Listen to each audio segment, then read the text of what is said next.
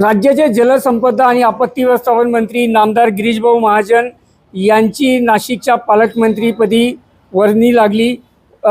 अनेक दिवसापासून जो तिढा होता तो आज सुटला। आज अधिकृत घोषणा करण्यात आली। GM फाउंडेशन या ठिकाणी कार्यकर्त्यांकडून जल्लोष करण्यात आला होता। आमदार राजमा भोळे असतील, महापौर असतील, यांनी या ठिकाणी जल्लोष केल्याचं पाहायला मिळालं। Discover timeless elegance, crafted for perfection, at Bhangale Gold. Welcome to luxury. आपल्यासोबत गिरीश भाऊंच्या सुरुवातीपासूनच्या काळातले कार्यकर्ते आहेत। उदयजी भालेराव असतील, त्याच्यानंतर देशमुख असतील आणि पितांबर भावसार।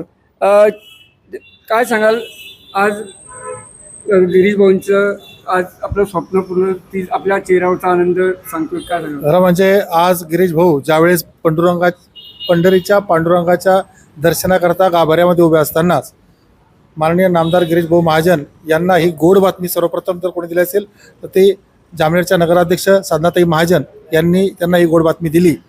म्हणजे पांडुरंगाचं दर्शन घेतल्यानंतरच यांना ही गोड बातमी त्या ठिकाणी भेटली। निश्चितपणे त्यांच्या माध्यमातून या महाकुंभला, या कामं तर सुरूच आहे, मात्र या कामाला खूप वेग येणार आहे।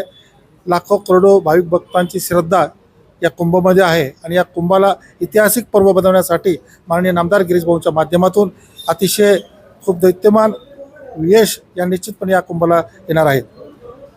उदयजी, आपण अनेक दिवसापासून गिरीश भाऊंसोबत काम करत आहात। इथलं GM फाउंडेशनचं कार्यालय प्रमुख म्हणून आपण बघत असता, कसं बघताय? असं आहे की गेल्या वेळेला जो कुंभमेळा झाला होता नाशिकला, त्याही वेळेची जबाबदारी माननीय मुख्यमंत्र्यांनी गिरीश भाऊंवरती टाकलेली होती।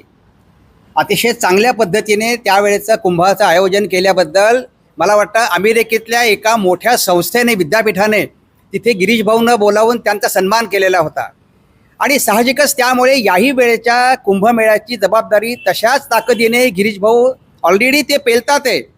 कुंभमेळ्याच्या निमित्तानं त्यांच्याकडे दिलेली जबाबदारी आणि आजच्या त्यांचं पालकमंत्रीपदाची त्यांची झालेली नियुक्ती ही केवळ औपचारिकता आहे।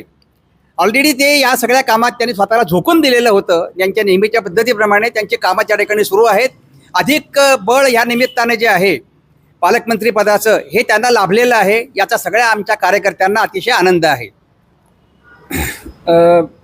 पितांबर भाऊ, काय भावना काय या ठिकाणी मनापासून आनंद झाला।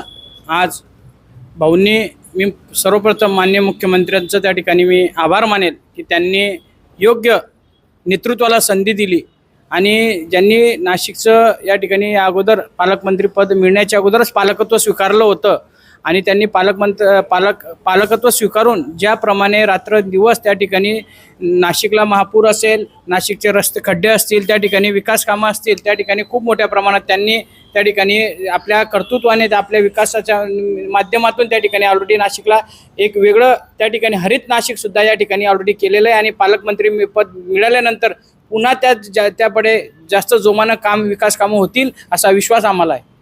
तर हे होते नगरसेवक आणि गिरीश भाऊंचे शिवसहायक पण ज्यांनी काम बघितलं, अरविंद भाऊ देशमुख, पितांबर भावसार जे वैद्यकीय आघाडीचं काम बघतात, आणि उदयजी Bhalerao. Pravin Patil, live train news, Jalgaon.